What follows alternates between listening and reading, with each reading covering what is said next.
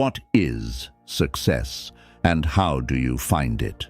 And no, it is not magic. It isn't reserved for the chosen few, nor is it something that falls into your lap when the stars align. Success isn't magic, it's math. Every single day, every single decision adds up. Tiny deposits into the bank of your future. One skipped workout doesn't ruin you. One early morning doesn't transform you, but done consistently, that's how mountains move. The truth most people avoid is this: you're not competing with other people. You're competing with your past decisions, that version of you who chose sleep over discipline, that version who postponed dreams for distractions. That's who you're up against, because while it might look like some people just glide through life, what you're actually seeing is the highlight reel of 10 years of hard choices. Early mornings, late nights, missed parties, uncomfortable growth. They weren't just working on their goals.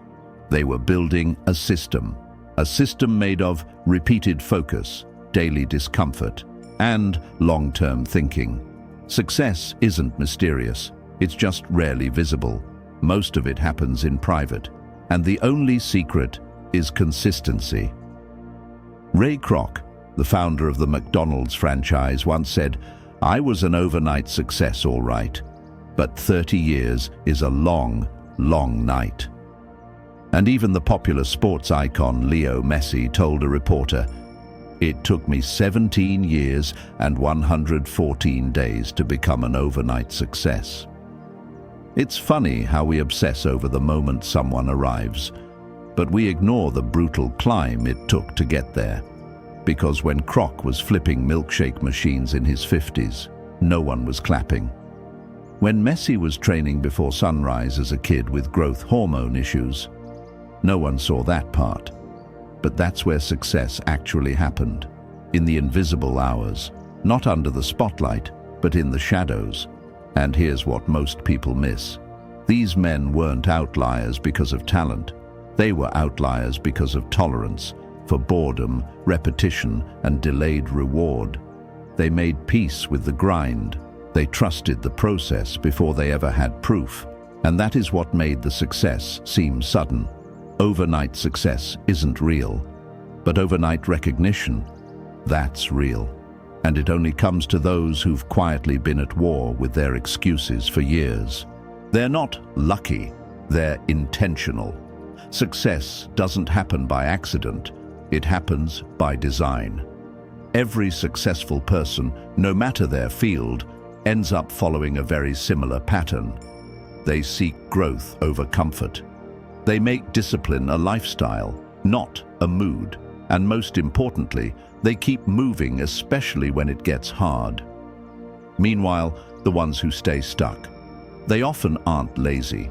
They're overwhelmed, paralyzed by procrastination, consumed by self-doubt, and derailed by the illusion of someday. But let's be clear, the real enemy isn't capability, it's consistency. It's not that high performers are smarter, it's that they've made fewer emotional decisions and more aligned ones, even when it sucked. Imagine two people planting seeds every day. One waters them daily, even when it looks like nothing's happening. The other only waters when they feel motivated. Give it a year. Whose garden do you think thrives? Success is the slow reward of boring excellence. And it's built on 1,000 ordinary choices that no one applauds. It's not the big dramatic changes that shape your life. It's the quiet, forgettable moments that stack like bricks, building the foundation of your future. The choice to scroll instead of sleep. The skipped workout no one noticed. The third time you told yourself, "I'll start tomorrow." These aren't just throwaway moments. They're votes for who you're becoming. And over time, they create a version of you you didn't consciously choose. Marcus Aurelius, emperor, warrior, philosopher, once said, "You have power over your mind, not outside events. Realize this, and you will find strength." He didn't say it as a comfort. He said it as a command. Because let's be honest, We spend so much energy trying to control what's outside, other people, traffic, the algorithm, the market. But the truth? None of that is in your hands. What is in your hands is your attention, your reaction, your next move.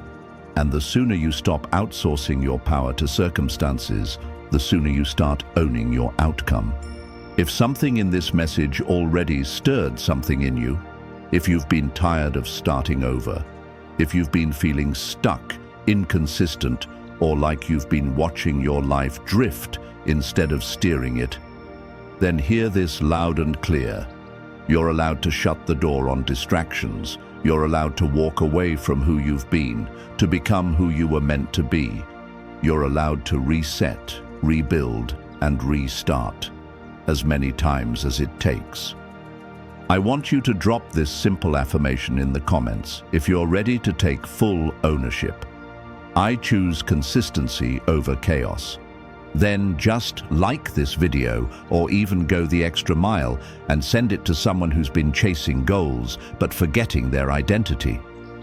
And most importantly, do not skip what comes next, because the next few minutes will show you how to build the habits, mindset, and momentum that actually transform your life from the inside out. Now, here is something you need to understand. The world isn't holding you back. Your response to it is. Success isn't some mythical moment waiting for you in 5 years. It's not sitting on the other side of a raise, a relationship, or the right motivation. It's right here, right now, in this exact moment, with what you choose to do next. Every action you take is a vote for the kind of person you're becoming. And while that might sound small, it's everything. Because habits aren't just things you do, they're how you prove to yourself who you are. The Stoics understood this long before mindset became a buzzword, and now even modern psychology agrees. The systems you live by, even the unconscious ones, shape everything. Want to know what your future looks like? Look at what you repeatedly do when no one's watching. Because your life today is the autopilot outcome of yesterday's choices. Your routines, what you eat, how you think, when you rest, what you avoid, are either pulling you closer to your goals or quietly drifting you further away. You don't need more willpower. You need better systems, ones built with clarity, tracked with intention, repeated until they feel automatic. Let's build them, starting with the tiniest lever, your daily habits. It's not the big, dramatic moments that define your life. It's the invisible ones, the quiet decisions, the ones so small you barely notice making them, like reaching for your phone instead of a book, hitting snooze instead of showing up, choosing fries over fuel. Again, you don't feel the damage in the moment. That's the trap. These decisions don't scream. They whisper, and they accumulate.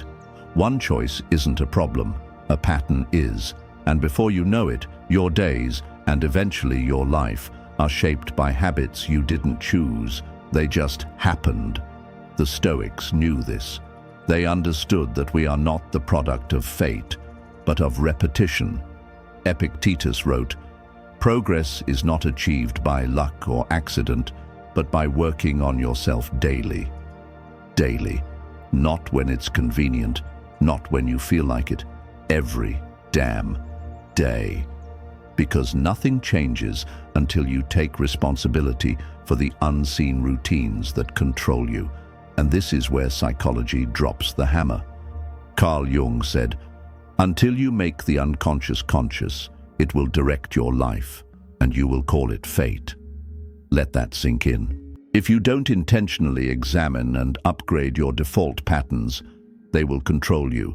They'll become the silent architect of your future. And you'll look around one day thinking, how the hell did I get here? But it won't be luck. It won't be destiny. It'll be autopilot. So here's your turning point. Stop waiting for the stars to align. Start aligning your habits with who you want to become. Because if you don't shape your system will shape you, and it might lead you somewhere you never intended to go. So where do you begin? Simple. You start small. Ridiculously small. Not because you're weak, but because momentum matters more than motivation. Wake up 30 minutes earlier. Read 10 pages instead of doom-scrolling TikTok. Pick water over soda, even once. Not because these actions will change your life overnight, but because they're proof. Proof that you're not at the mercy of impulse. Proof that you can choose even when it's uncomfortable. And that proof builds trust in yourself. Most people wait to feel ready, but Stoicism flips that on its head. Don't explain your philosophy, embody it. Epictetus. Don't just think better, live better, starting with what's in front of you right now. And here's the part modern culture skips. You don't rise to the level of your goals, you fall to the level of your systems. And the simplest system in the world is this: do one thing today that aligns with the person you want to become. Not 10, not perfect, just one. Because once you stack enough of those little wins, something radical happens. Your brain starts to rewrite the script. You stop saying, "I hope I can," and start saying, "This is just who I am now." The Stoics weren't chasing life hacks. They were training character, and it all starts here, not with the results you want, but with the person you're proving yourself to be. You don't need to change everything overnight. You just need to show up today and act like your future depends on it, because it does. Identity first, results second. But most people chase success in reverse. They start with the outcome. I want to make 6 figures. I want a dream body. I want 1 million followers. So they start sprinting toward a destination they barely understand, with no internal compass to guide them. But here's the catch. You can't outwork a belief system that contradicts your goals. If deep down you still believe you're lazy, unworthy, or not that type of person, your brain will sabotage you before success even has a chance. That's why the Stoics didn't obsess over goals. They obsessed over character. Because character is sticky. It doesn't fade when motivation does. Seneca put it simply: a good character, when established, is not easily overthrown. Why? Because character isn't built on ambition, it's built on repetition. If you act with integrity every day, you become someone who values truth. If you face discomfort willingly, you become someone who's resilient. If you keep promises to yourself, you become someone who's disciplined. Your habits don't just produce results. They reinforce identity. Think of your identity like a thermostat. If it's set to, "I'm not disciplined," you'll unconsciously seek out behaviors that match it. Procrastination, avoidance, self-doubt. And anytime you step outside of that range, you'll cool yourself off to match your old self-image. But if your identity is set to, "I'm someone who shows up," then everything changes. Your actions will follow that belief, not as effort, but as instinct. Your inner narrative is your operating system. Upgrade that, and everything else realigns. Your identity acts like a personal operating system.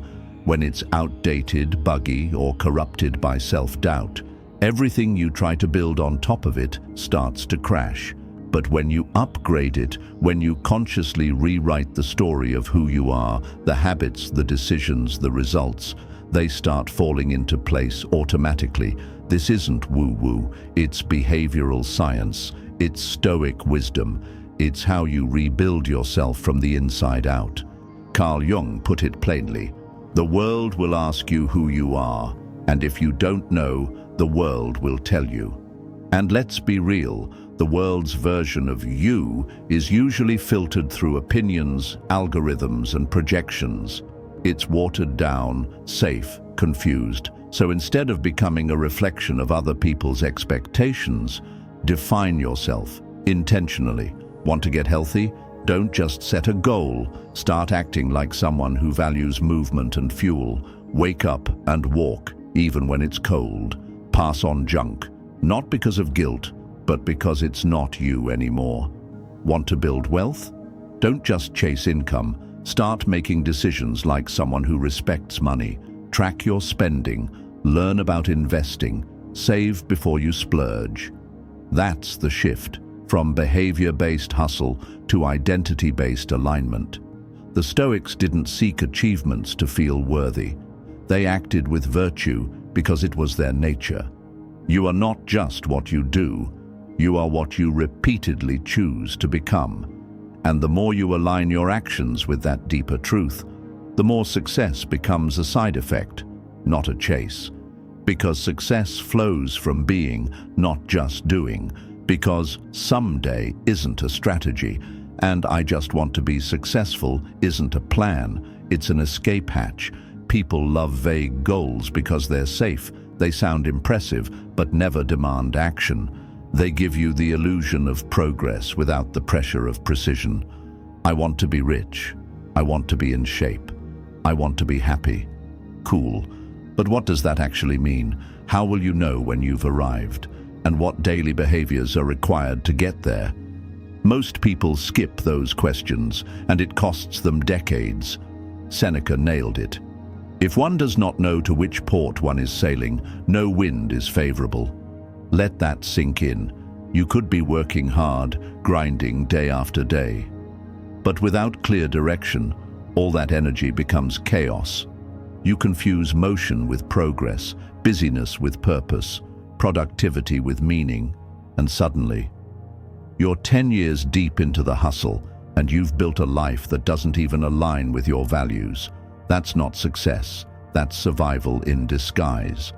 So what's the Stoic move? Fix the aim, sharpen the target. Don't just hustle, hustle with precision, sharpen your focus.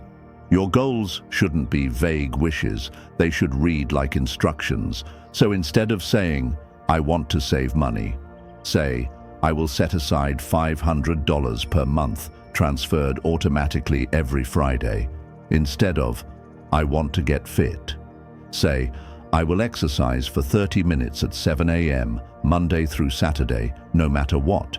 Because when your goal is clear, your actions become obvious. And when your actions are obvious, your excuses start running out of air. You're not just writing goals, you're building commitments with teeth. You're giving your brain a roadmap and removing the wiggle room where procrastination hides. Carl Jung said, you are what you do, not what you say you'll do. So don't just dream, track, measure, prove. Use a journal, use an app, use tally marks on a damn napkin. It doesn't matter. What matters is that you make progress visible. Because visible progress is psychological rocket fuel. Every check mark is a reminder, I'm doing it, I'm showing up, this is who I am now. And over time, that momentum snowballs. Small wins stack into bigger ones. Discipline turns into identity, and your direction becomes undeniable. Resilience is your superpower. Life will throw punches. Nobody gets a clean ride. But Stoicism teaches us that it's not what happens to us, it's how we respond. Epictetus nailed it. Resilience is your superpower, not talent, not timing, not connections. It's your ability to take a hit and keep your fire lit, because life will swing. You don't get to skip the pain. You don't get to opt out of loss, betrayal, rejection, failure, but you do get to choose what you do with it. That's where Stoicism becomes armor. Epictetus said, it's not what happens to you, but how you react to it that matters. Read that again. He didn't say pain doesn't matter. He said pain isn't everything. What you do with it, that's what shapes who you become. Resilience doesn't mean pretending everything's okay. It means refusing to let the bad things break the best parts of you. Got rejected, learn, got fired, rebuild, got humiliated, stand taller. Every setback is a classroom, every failure a lesson you didn't know you needed. But most people waste it by reacting emotionally, spiraling, and making it personal.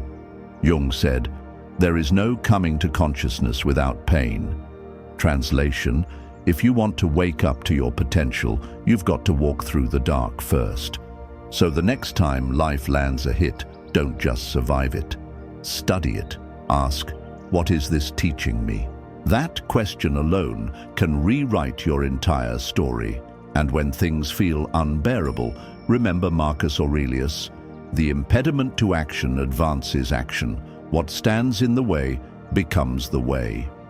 Your obstacle isn't blocking your path. It is the path. So walk it, bleed on it, grow through it. Because your hardest moments, those are the forge, and they're shaping the sharpest version of you. Beliefs shape reality, not because they magically bend the universe to your will, but because they shape the lens you use to interpret everything.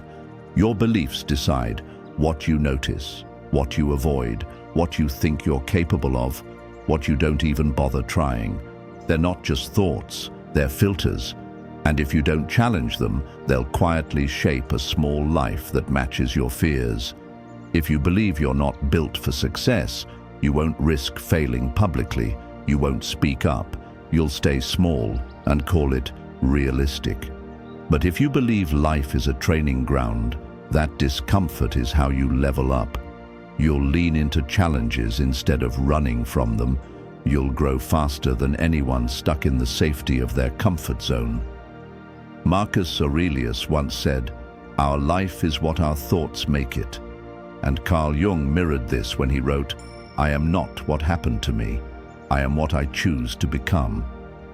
Think about how radical that is.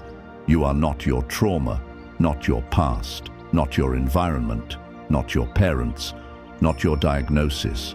You are what you repeatedly choose to become through belief and behavior.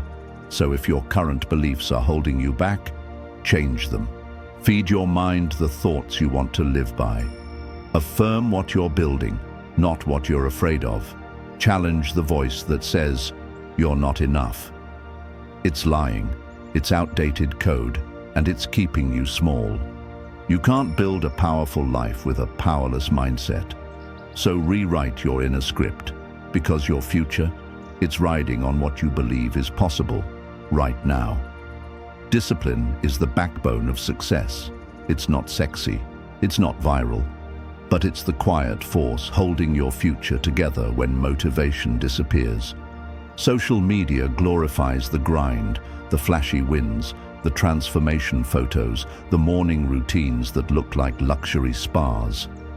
But real discipline, it's doing the work when no one's watching, when it's cold, when you're tired, when your brain says, "Just this once won't hurt," and you say, "No, I made a promise."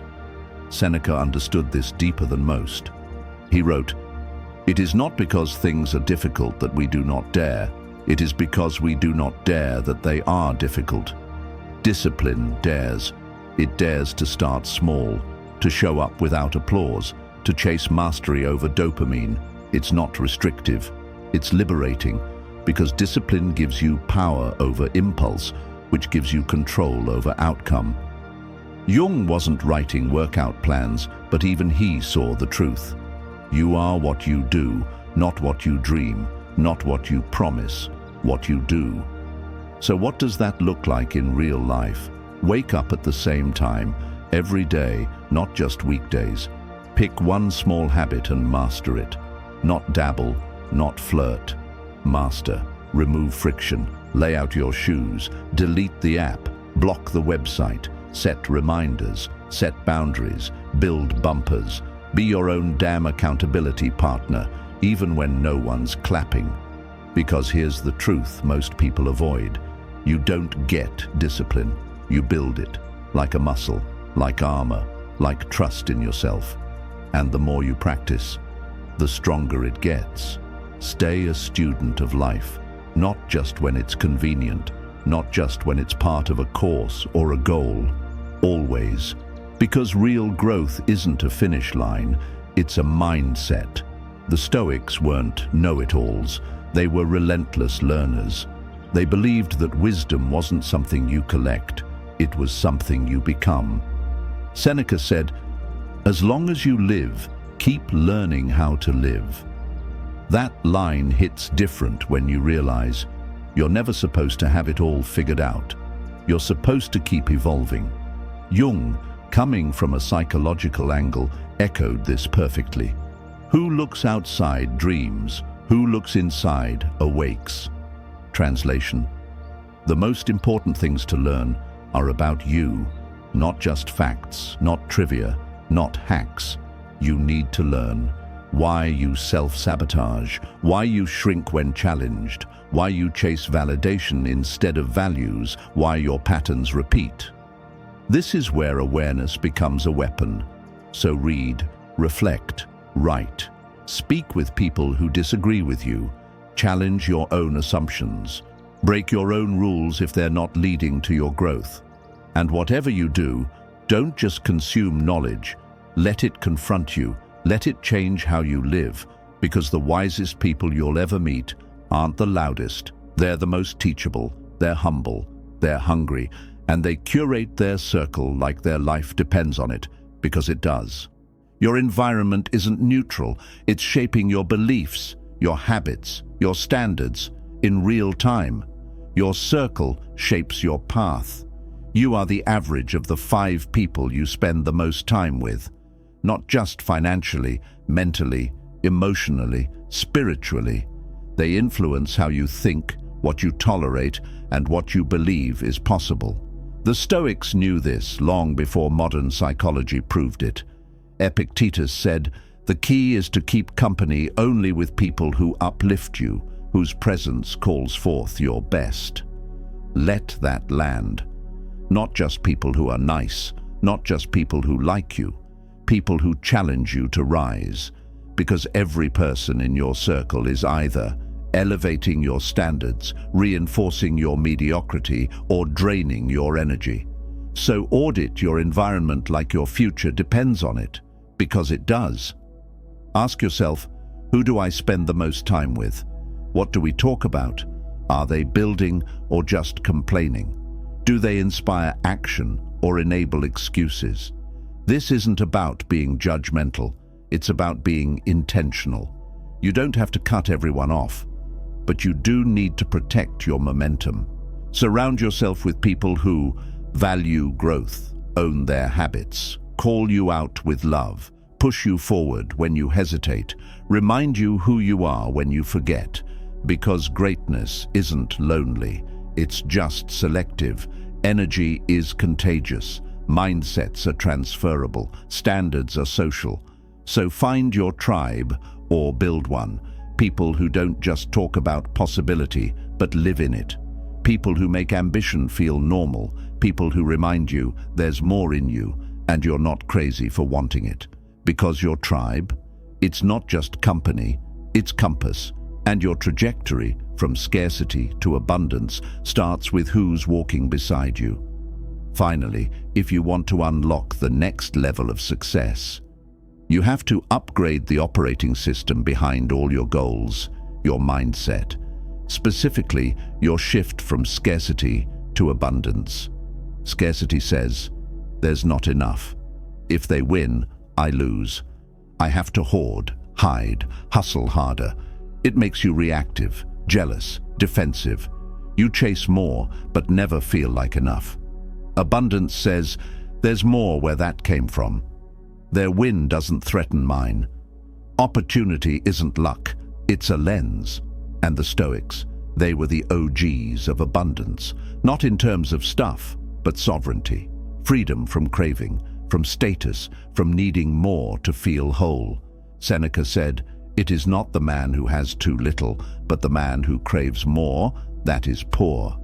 Read that again. You can have a 7-figure bank account and still be broke in mindset because you're constantly chasing validation that won't stick. So how do you train abundance? Gratitude. List what you already have that you once wished for. Generosity. Give more than you hoard. Time, ideas, praise. Opportunity framing. When something goes wrong, ask, what's the lesson here? Detachment. Pursue goals, but don't make them your identity. Because an abundant mindset isn't about settling. It's about expanding without clinging. And when you stop acting from fear of not having enough, you start attracting the things that align with who you're becoming. Your creativity opens up, your relationships improve, your stress drops, and ironically, you often receive more, not less, because your life expands in direct proportion to your mindset. Action is the answer, not ideas, not inspiration, not another motivational quote saved in your phone. Because at some point, you've read enough, planned enough, visualized enough. Now, it's time to move. Dreams are cute, but they don't build futures. Discipline does, motion does, showing up does. The Stoics were clear on this. Virtue lies in action. Marcus Aurelius put it plainly, the fruit of this life is a good character and acts for the common good. Not thoughts, not good intentions, acts. And Carl Jung, he wasn't far off. You are what you do, not what you dream, not what you plan. What? You, doctor. So if you've felt a spark during this video, don't let it die in passivity. Don't tell yourself, that was motivating. Prove it. Take one small action, set one reminder, break one pattern, make one promise, and keep it. Because clarity without action is just procrastination in disguise, and potential without execution, that's regret waiting to happen. You have the wisdom of the ancients, you have the tools of the present, you've got more access, more knowledge, and more power than any generation before you. So, what's left? Act, not tomorrow, not Monday. Now, go build the future you've been pretending is too late to start. If this hit home, don't let it stay on mute. Like the video, subscribe, share it with someone who needs this. Join the tribe of thinkers, doers, and disciplined misfits, building a life on purpose. You know what to do. Now, go do it.